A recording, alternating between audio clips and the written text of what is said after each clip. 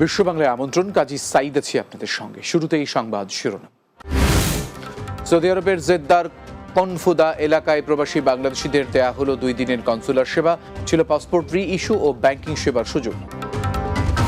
মধ্যপ্রাচ্যের বিভিন্ন দেশে এখনো চলছে বিজয় দিবসের নানা আয়োজন, খুশি রেমিটেন্স যোদ্ধারা।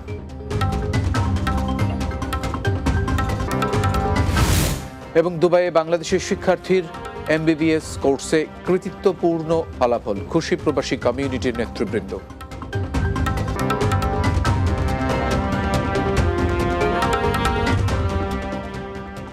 শিরোনাম শুনছিলেন, এবারে বিস্তারিত খবর। বাংলাদেশ কনসুলেট জেনারেল জেদ্দার আওতাধীন কুনফুদা বসবাসরত প্রবাসী বাংলাদেশিদের 2 দিনব্যাপী কনসুলার সেবা দেয়া হয়েছে। আবহা প্রতিনিধি M ইব্রাহিম খলিল জানিয়েছেন, শুক্র ও শনিবার প্রতিদিন সকাল 8টা থেকে বিকেল 5টা পর্যন্ত চলে এই সেবা কার্যক্রম। এর মধ্যে ছিল পাসপোর্টের আবেদন গ্রহণ, মেয়াদ উত্তীর্ণ ডিজিটাল পাসপোর্টের রি ইস্যুর আবেদন গ্রহণ, ওয়েজ অনার্স কল্যাণ বোর্ডের সদস্য পদ নিবন্ধন ও সোনালী ব্যাংকের অ্যাকাউন্ট খোলা সহ অন্যান্য সেবা। জাতীয় পরিচয়পত্র বা জন্ম নিবন্ধনের ফটোকপির মাধ্যমে কনসুলার সেবা গ্রহণ করেন স্থানীয় প্রবাসী বাংলাদেশিরা। সৌদি আরব সহ মধ্যপ্রাচ্যের বিভিন্ন দেশে যথাযোগ্য মর্যাদায় পালিত হয়েছে বাংলাদেশের 54তম মহান বিজয় দিবস। দিবসটি উপলক্ষে দূতাবাসগুলোর পাশাপাশি নানা আয়োজন করেন স্থানীয় প্রবাসী বাংলাদেশিরাও। এ সময় 1971-এর মহান মুক্তিযুদ্ধে নিহতের প্রতি শ্রদ্ধা জানানো হয়। প্রতিনিধিদের পাঠানো তথ্যচিত্র সর্দার রাজীবের প্রতিবেদন।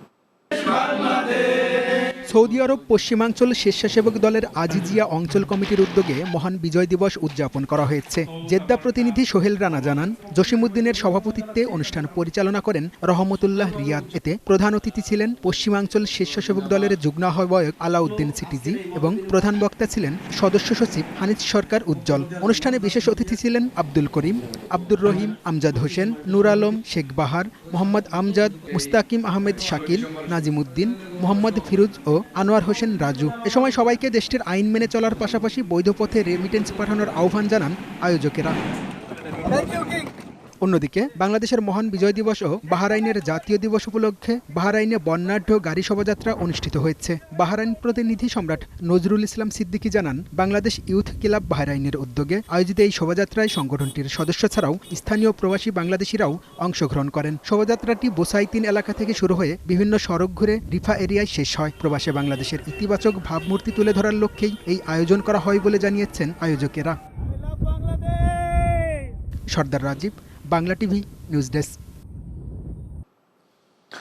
দুবাই মেডিকেল ইউনিভার্সিটি থেকে MBBS কোর্সে কৃতিত্বপূর্ণ ফলাফল করে দেশের জন্য সম্মান বয়ে এনেছেন রাবিয়া সুলতানা শিমু নামে এক বাংলাদেশের শিক্ষার্থী। তিনি চট্টগ্রামের রাউজান উপজেলার উত্তর গজরা ইউনিয়নের মৃত নুরুল আফসারের মেয়ে। দুবাই ট্রেড সেন্টারের জাবিল হলে ইউনিভার্সিটির পক্ষ থেকে তাকে এই অ্যাওয়ার্ড দেওয়া হয়। এই ইউনিভার্সিটি থেকে কৃতিত্বপূর্ণ ফলাফলকারীদের মধ্যে প্রথম 12 জনের মধ্যে রয়েছেন তিনি। এদিকে শিমুর প্রতি এমন সম্মান জানানোয় বিশ্ববিদ্যালয়ের শিক্ষক ও কর্তৃপক্ষকে অভিনন্দন জানিয়েছেন তার পরিবার। পর্তুগালের অর্থনীতিতে গুরুত্বপূর্ণ ভূমিকা রাখা প্রবাসী বাংলাদেশিরা দেশটির আইনের প্রতিও রয়েছেন যথেষ্ট শ্রদ্ধাশীল। ইউরোপের দেশটিতে শান্তিপূর্ণভাবে বসবাস করা এই অভিবাসীদের অপরাধের সাথে জড়ানোর ঘটনাও একেবারেই কম। বাংলাদেশিদের সম্পর্কে পর্তুগালের রাজনৈতিক দলের নেতা, মানবাধিকার কর্মী এবং সমাজকর্মীরা এমনই মন্তব্য করেছেন। শনিবার রাজধানীর লিসবনের মার্তিন মনিজের বাঙালি অধ্যুষিত এলাকায় পুলিশের তল্লাশি অভিযানের প্রতিবাদে আয়োজিত কর্মসূচিতে এসব কথা বলেন তারা। পর্তুগাল প্রতিনিধি SM আজাদ জানিয়েছেন, গত বৃহস্পতিবার হঠাৎ করেই বাংলাদেশি পাড়ায় পুলিশ ভারী অস্ত্র হাতে তল্লাশি চালায়। তবে তল্লাশির নামে বাংলাদেশি ব্যবসায়ী এবং অভিবাসীদের হয়রানি করা হয় বলে অভিযোগ করেছেন ভুক্তভোগীরা। এছাড়াও অভিযানটিকে বিতর্কিত আখ্যা দিয়ে এর জন্য দুঃখ প্রকাশ করেছেন পর্তুগালের সচেতন নাগরিক সমাজ। শুক্রবার বিরোধী দল সোশ্যালিস্ট পার্টির প্রধান পেড্রো নুনো সান্তোস বাঙালি পাড়ায় গিয়ে ব্যবসায়ীদের সঙ্গে দেখা করে দুঃখ প্রকাশ করেছেন। Sabemos que no mundo global e interdependente em que vivemos, podemos certamente beneficiar muito da contribuição dos cidadãos e cidadãs bangladeshes que vêm viver aqui em Portugal. বেরফরমোজ রোডে যেভাবে পুলিশি অভিযান চলছে, সেটা মধ্যযুগীয় যে অভিযান নাৎসি বাহিনী করছিল, ঠিক সেই অভিযানের মতো।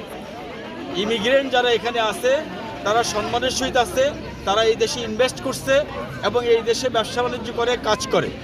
তাদেরকে এইভাবে সেই মধ্যযুগীয় কায়দায় ইনভেস্টিগেট করা, এইটা কোনো অবস্থায় পুলিশের নিয়মের মধ্যে পড়ে না।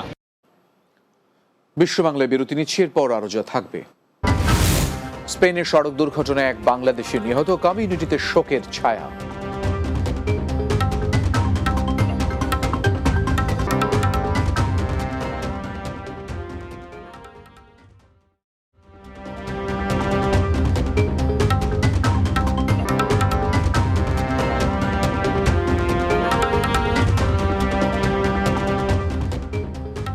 বিরতির পর বিশ্ব বাংলায় আরো একবার স্বাগত।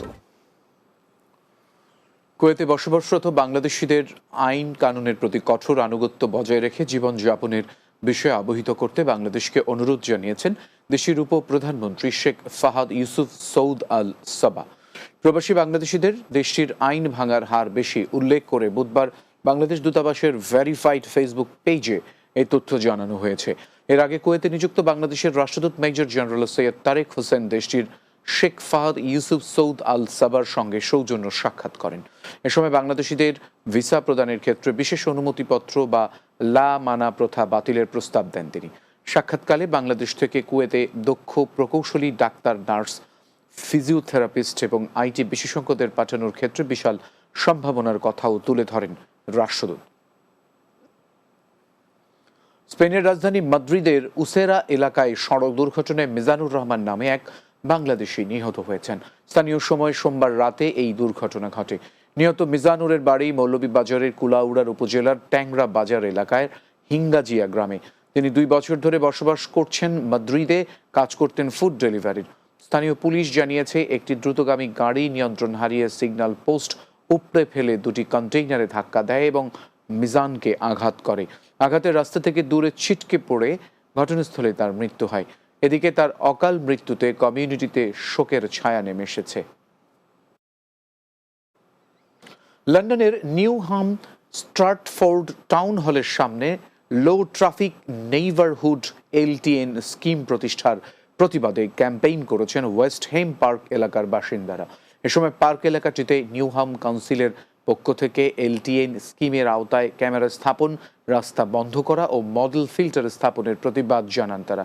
লন্ডন প্রতিনিধি ফজলুল হক জানিয়েছেন, ক্যাম্পেইনে LTN কিভাবে এলাকাটিতে বিরূপ প্রভাব ফেলছে তার চিত্র তুলে ধরেন আয়োজক সংগঠনের ছে নো LTN ওয়েস্ট হেম পার্ক ক্যাম্পেইনের ভারপ্রাপ্ত চেয়ারম্যান জাকির খান। এ সময় সংগঠনটির secretary Rukon Chowdhury, joint secretary Sheikh Halim, mister Jake, Riaz Ahmed ও সৈয়দ আহমেদ আলী সহ অনেকেই উপস্থিত ছিলেন। রাস্তার ক্যামেরা ও ব্লক অপসারণ করে জনসাধারণের জন্য রাস্তা খুলে দেওয়ার দাবিতে 2 সপ্তাহ ধরে চলা এই ক্যাম্পেইনে প্রায় 2400 মানুষ স্বাক্ষর করেছেন। ফেলান রোড, তারপরে বোল্টন রোড, এগুলো আমরা ঢুকতে পারি না। মার্জির পার্ক আমরা ঢুকতে পারি না। আমরা অনেক কষ্ট করি আমরা ঘুরিয়ে আসতে হয় আমরা রমফোর্ড রোডে বা পোর্টওয়ে হইয়া আমরা আপটন লাইনে। এই জন্য আজকে আমরা প্রোটেস্ট করলাম, পিসফুল প্রোটেস্ট করলাম। আমরা পেটিশন করছি, ওভার 2000 পিপলে সাইন করি আসছেন পেটিশন। আমরা চাচ্ছি এগুলা রোড ব্লক না করে খুলে দিক সবার জন্য। রোড যেহেতু বানানো হয়েছে গাড়ি চলার জন্য, রোড তো বানানো হয় নাই পার্ক করার জন্য, যাতে ওপেন মানুষ গাড়ি নিয়ে চলতে পারে সেই ব্যবস্থা করে দেওয়া হোক। বিশ্ব বাংলা শেষ করব, তার আগে এক নজরে সবগুলো শিরোনাম জানাবো। সৌদি আরবের জেদ্দার কুনফুদা এলাকায় প্রবাসী বাংলাদেশিদের দেয়া হলো 2 দিনের কনসুলার সেবা, ছিল পাসপোর্ট রি ইস্যু ও ব্যাংকিং সেবার সুযোগ। মধ্যপ্রাচ্যের বিভিন্ন দেশে এখনো চলছে বিজয় দিবসের নানা আয়োজন, খুশি রেমিটেন্স যোদ্ধারা। দুবাইয়ে বাংলাদেশি শিক্ষার্থীর MBBS কোর্সে কৃতিত্বপূর্ণ ফলাফল, খুশি প্রবাসী কমিউনিটির নেতৃবৃন্দ। এবং স্পেনে সড়ক দুর্ঘটনায় এক বাংলাদেশি নিহত, কমিউনিটিতে শোকের ছায়া।